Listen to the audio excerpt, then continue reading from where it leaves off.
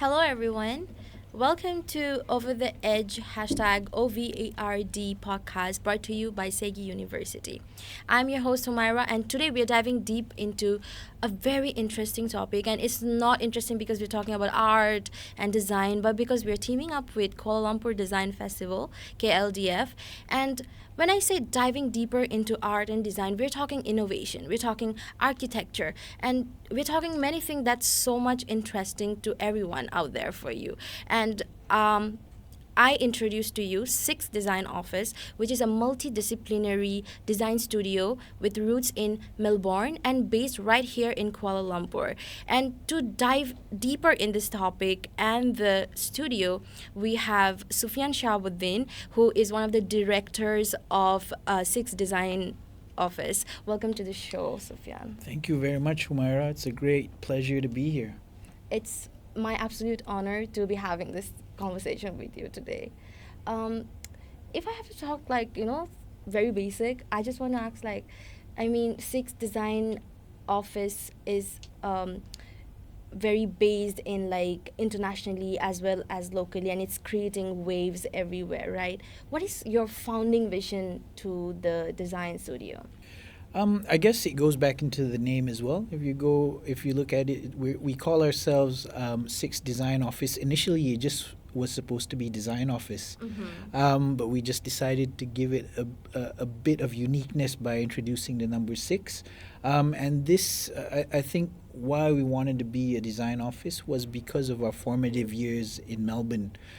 So Melbourne was a very design-centric, vibrant city. You could see it in the people, you could see it in the buildings, on the streets, everywhere. Very happening of a Very place. happening, very happening. And because of this, I think we were kind of ingrained. It became a part of everything that we did, not only work, but also play. And it was something that we continued. So I was in Melbourne for about 12 years, 12 years. Before coming back in 2013 and setting up Six Design Office. And we continued from there. So some of the design ethos that we learned, that we practiced, whilst we were working over there, we decided to continue on and apply it here in KL. But also the work that we do, it's also quite international and quite global. So having that benchmark of Melbourne as a design city, using it as a benchmark, we kind of applied it into what we do. But although we're based in Kuala Lumpur, the work that we do is easily international. I mean, for someone who has spent 12 years in Melbourne, you have set up a whole studio, you've studied, and so many things. I think the name Six Studio, Six Designs Office is like the six, it's so interesting. I love the name personally. Thank you, but thank you. It's really nice. From your this diversity of being in Melbourne as well as being in Malaysia, how do you put together the work culture difference when it comes to Melbourne versus when it's in Malaysia? Okay, obviously it's very different. I think it was quite of a culture shock when we came back, because when you're there, every bit of decision making in your work was very design centric. But there are also other things that are similar. But I think if I were to kind of weigh it, it would probably be 80% based on design, 20% practicality, or something a bit more practical. In Malaysia, it's probably the other way around. So 80% practicality and then 20% with design. So I think these are the things that we're trying to not only inject into the work here, but I think the context and the environment is also changing. And I think Yeah, I agree with that. yeah, Yes. yeah, You're and constantly changing with the trends. that's right. And I think with the internet, with a lot of conversations, Malaysia is slowly benchmarking itself to a lot of international players. And I think that's where there's an opportunity there. To do design at a very basic level all the way to the top level. So I think that's where I'm here to talk about design. I can talk about design all day. And even I think it's important to know how can people be involved? How Right, can people yes. make design a part of their everyday lives, and why is it important? So hopefully, I think in the next few minutes we'll get Yeah, into we'll a lot more unwind deeper. that a That's right. lot more. Uh, because you see, like I am a Gen Z myself, so we Gen Zs are, if you're aware, since you're in like the industry, are the upcoming how do I put it, in the work industry. So I was wondering, like, what are the difficulties we might face in the limitations, if I may put it as, we might face in the industry, like the working industry of like design. Yeah. Um, to put it simply, I think the Gen Zs are kind of in an awkward situation where you guys just came out of COVID, True. doing everything in isolation, and then suddenly you're open to the world. You've developed skill sets probably not a lot of people have, but there were also parameters that you adopted as well. So I think especially with I think my younger team members, communication is key. Sometimes they think that if they don't know something, they They just prefer to shut keep down. quiet, Yeah. yeah, and not show it. But I think for us, no question is a stupid question. So anybody should ask any question in their head, because the odds are, if one person doesn't know, a person next to them wouldn't know as well. So I think I encourage a lot more communication. I ask them to be a lot more transparent, because we know we've been in your shoes. I mean, what you would already know and things that we expect you to know. So I think these are things that I think for a Gen Z generation, they kind of go into the industry having a lot of expectations put on themselves. That's So I true. think it's Yes. easier to kind of let's sit back, have a look at what everyone else is doing. But I think most importantly, if you don't know something, just ask the question. Like clarity. It gives That's more right. clarity Yeah, and depth. rather than just hiding behind it and trying to see, Yeah. trying to look like you know everything.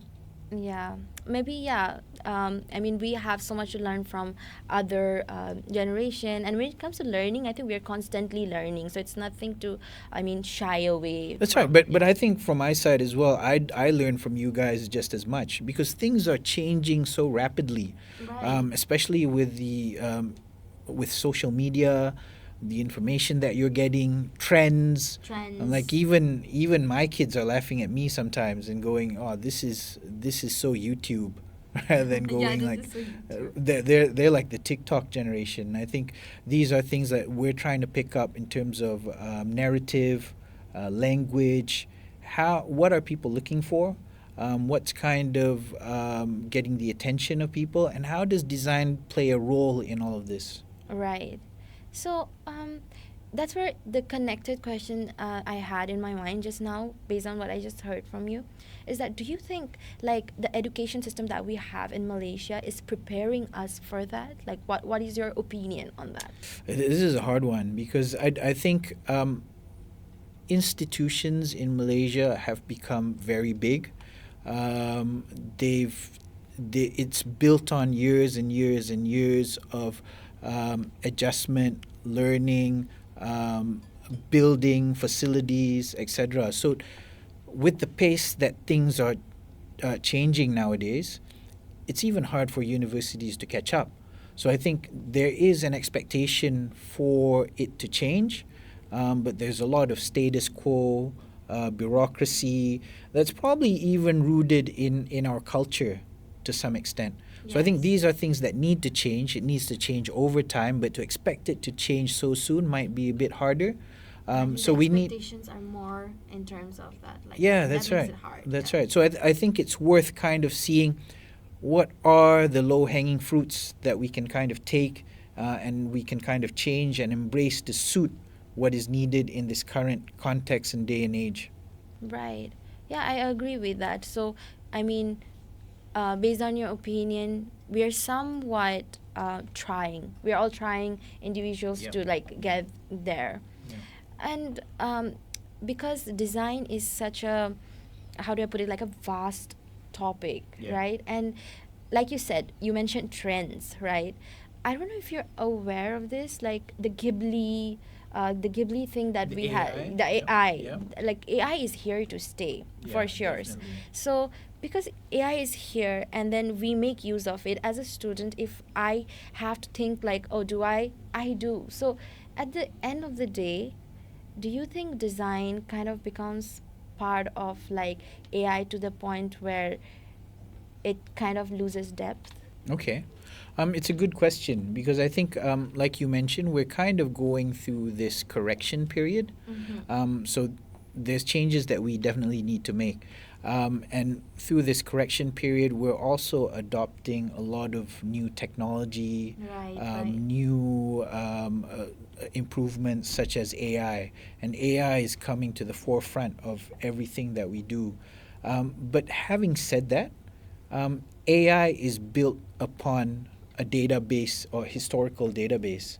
And I True, think like based on prompts. based on prompts, based on language that's already existing. So the design industry operates in a way where you're trying to find something that's innovative, that's different. And I think it's more about how do you use AI to improve the efficiency of your existing processes so you can actually focus on the more innovative, the more intellectual, the more groundbreaking stuff in terms of design. So I think this is the opportunity. So sometimes even the way if we were doing architectural design, you would kind of need to model everything, draw everything up, and then sometimes one rendering would take 2 days. Now rendering images probably only takes a few seconds. So it's good of sort of gauging what people want, but AI, it's very hard for AI to take you up until the end product. So that's where we come in. We have to have that element of accountability. We can't blame everything or put everything onto technology and say that's what's come up. I think there has to be a point where we as humans as well, we kind of take the position that this is a good starting point, but then we detail it up. We have to input what we know knowledge-wise and always constantly look for new innovation. So I think it's just about adjusting how the human AI aspect kind of works together. But I'm not against AI. I think it has helped us tremendously. It's helped us improve our workflow. It's also made us make more informed decisions. There we go. A little bit of Yeah, glitch. bit technical glitch there. Yeah, technical glitch because we were talking about AI, right? That's right. I'm. This is just a little part of me that's thinking that probably they are, just offended. So, um, so right, because Malaysian culture, right? I believe AI is here to stay, and it will. Deep down, I feel being in the background of design, and you're someone who's like from high up there, while me, I'm someone who's on the learning process. I have so much to learn from you. When I hear about like AI being a significant thing, I'm just like, we could have I mean, instead of being scared, I would rather say like we are mostly like blending to, how do I say, use what I can and put more on my creativity. Yeah, Like that's somewhat right. like That's that. That's right, exactly yeah. it. Yeah, that's exactly it. So I think it's important to know what tools that you have. So I look at these different new input as new tools of creating, Right, new of the tools, creative just process. tools. At the end of the day, it depends on you. So the knowledge you gain, the skill sets, I think the experience that you have will ultimately come back to having the opportunity to use these new tools and create something new. That's right. Yeah, it totally depends on us, like how much input we are taking. Um, because I'm still on the topic of like young professionals that are coming up. What do you think is like, based on your opinion? What do you think is they need to kind of like upgrade or upscale if they are to make big in the design industry? Okay, that's another good question because I think Thank you. what's important is to have this awareness of what potential that you have, what potential is out there, and actually being active about it. So a lot of people kind of have this impression that you just want to go with the flow. So I'm kind of against that, in a sense where I think that you should kind of set your aims, set your goals, and kind of act towards that. So I think, especially in this day and age where you have information at the ends of your fingertip, you just press a few, You punch can in a Google few anything. keywords. Yeah, you can find out about anything. So compared to my time, you kind of have to go to a library, borrow some books, or even if you wanted to get some new books, I would have to go down all the way to Singapore, go to the bookstores, and actually save money to buy some new design books. But it's a whole lot different nowadays. Everything is so accessible. So it's actually knowing how can you use the treasure of information that you have of abundance and the tools that you have, but more about creating more informed decisions, being more impactful, identifying the everyday problems that we have, and using that knowledge, skills as a designer, to actually look at it and see, this is actually a simple solution. And suddenly you're finding out that that problem could also be something that can be used for other people as well.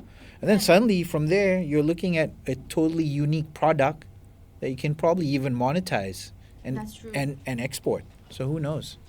Right. So, I totally agree to that, like personally. And given that we are based in Malaysia, Malaysia is it has like a very strong cultural identity. Yeah, that's right. So when it comes to design, right, like we are modernizing, and at the same time we have like a cultural identity that Yeah. we want to keep. Yeah. So when it comes to design and everything so on, I wanted to more clarify from your end, like how do we keep our culture and at the same time have the modernization? Yeah. I think it's important to acknowledge that culture, heritage is important because it's a Very reflection of who we are in the past. But they're also, I think what's more important, because if we talk about identity, identity is rooted in something a bit more formal, something that comes into, I think, an image of something. But I think if we were to kind of associate culture with values, that would make it a bit more open-ended, where we can kind of explore more about ourselves. So, for example, I'll give you an example. Like Malaysians, we're very resilient in terms of true, how yes. we, all Malaysians are hardworking. Right. And so, how do we use that value of hard work to represent who we are in a cultural form? So Right. that's a bigger question than actually saying, okay, if you're Malaysian, it's all about the just the pitch roof, or the sarong, but it's also talking about, if we were talking about the pitch roof, what types of new materials that we can introduce in terms of the sarong, what type of higher quality To make that it more appealing, like more appealing, out or to keep up with the times. So it doesn't necessarily mean we have to take something from the past, from the museum, and keep using it, but we have to use the values that we insist inform our culture there and kinda use that as improvise. that's right, as the starting point. Right. So in terms of infrastructure and like design and architecture, you mean we could do the same?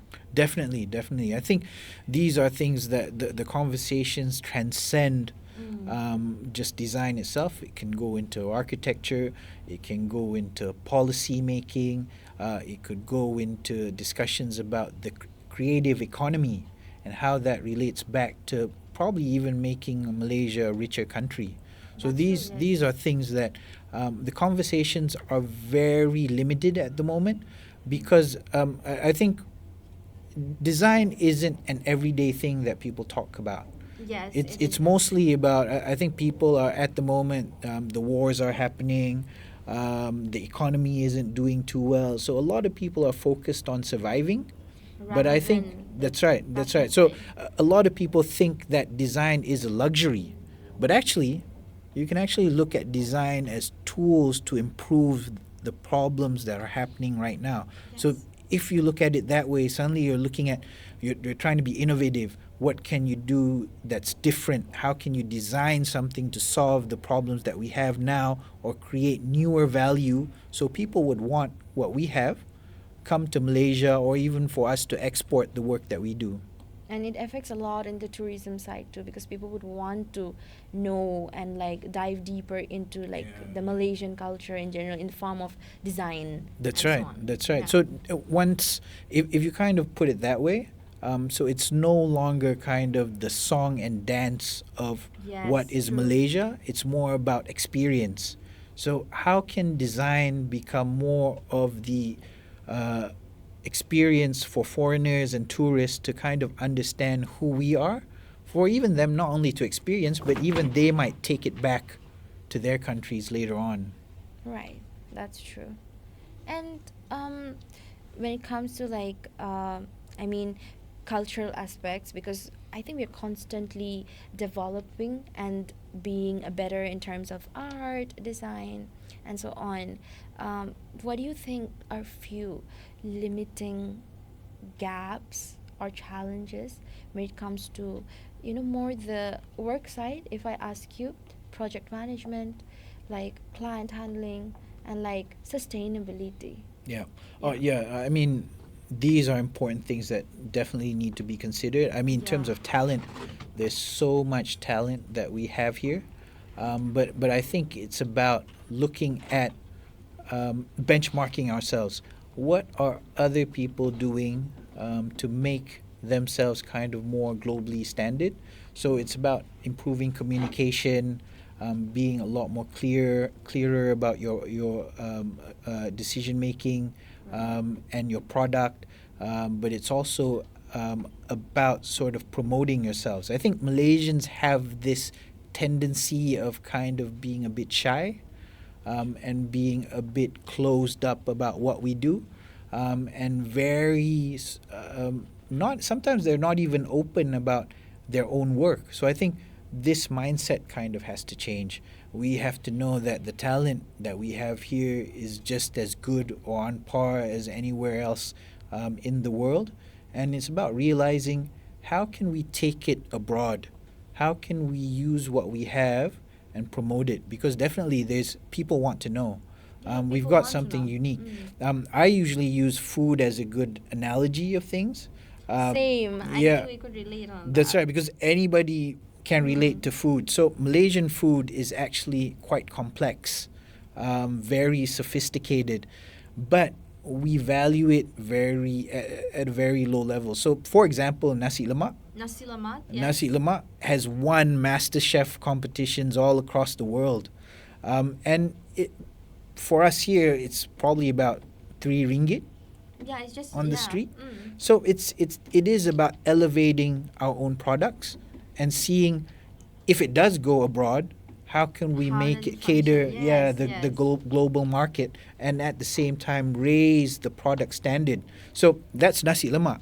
How do we do it from a design point of view? How do we do it from design And that's services point of view? diverse. We could do so much for that. Exactly, definitely. Exactly. So, if you could like say one advice to someone out there who's pursuing design as a profession, what would be that one advice you would like to give? I'd say start early getting into the industry, start talking to people, Mm. start networking. And I think this is probably a good time to mention about the Kuala Lumpur Design Festival, Yeah, which it is is. happening because it's a public event. Not only professionals, students, but even the everyday public people are going to be there as well. So I think it's a good chance to meet up with people in the industry, to meet up with professionals, and even get their insights. So sometimes all these things are all about relationships. It's about meeting the people and then to carry on that conversation into something else. Right. So the sooner you talk to people, they know you. You can actually talk about the work that you're interested in, what you want to learn, and earlier this you can get. connections, That's right. creating that base of connection. Yeah. So Kuala Lumpur Design Festival is happening on 17th October to 26th October in the Damansara City Mall, and it's gonna give you that exposure as Mr. Sufyan just explained us. We're gonna have diversity of connections to really like learn from people who have gone through it, so Yeah. we don't have to go through it. Yeah. Yeah. Yeah. So it's actually kind of to reduce the starting point, provide stepping stones, but at the same time, I think everything is about networking. Especially in Malaysia, it's sometimes it's not what you know, it's who you know as well. Exactly. But I think again, if you're already someone with a lot of talent, with the right network, you can do a whole lot more. And I think with KLDF, there's competitions, there's forums, there's talks, even things for you to upskill your own skill sets that you have and the knowledge there. I think it's a huge platform for anyone to go and like create that sort of impact for themselves, which is like would be so much good for them than to like not do it right now, because you said take quick action. Yeah. Yeah. Yeah. So I just want to ask one significant change. Let's say you have the power to make it in the design industry. What would be that one significant change you would make if you had the power? There's a lot of things that I think come to mind, but I think it's putting more value into creatives. So the people creating, not only who are in the position of policy making for the creative economy, but also even the people providing the services. Right. So there, I think once, so if I mention about raising the value, it's sort of having the right fees, putting the right funds, looking at sort of micro financial schemes for people to do a lot more and to people to get the support for them to kind of realize their aspirations and ambitions for them to do it. And I think these are things that is very difficult. Finding funds for design is very limited. And I think because it's not considered something that's quite important, but I think It is important. especially with what we've discussed right now, Yeah. it can open up doors for future economy. And I think we have to see the potential in that. Yes. We have to see how we have to put more money into it. The government needs to put more money into it, but also the private sector. So once there's a pool of the luxury of spending a bit more, we can provide the talent more opportunities, we can see more output, and definitely the better ideas would surface and it would Yes. come back to us anyways. Right. Thank you, Sufyan. It has been an amazing and insightful talk with you, and I feel like I have learned so much, and the audiences have so much to learn from this whole conversation. Anybody who's trying to learn more about design and the industry in general. Yeah. So thank you so much. And to everyone listening to our podcast today, I would like to say, from all the insights that we had from Mr. Sufyan, I have to remark that innovation is not just something peculiar, rather, it's something more human centered, where you're not just shaping structures, you're shaping experiences. And that's Over the Edge, hashtag OVERD with Humaira. And until next time, take care of yourself and take care of each other. Bye.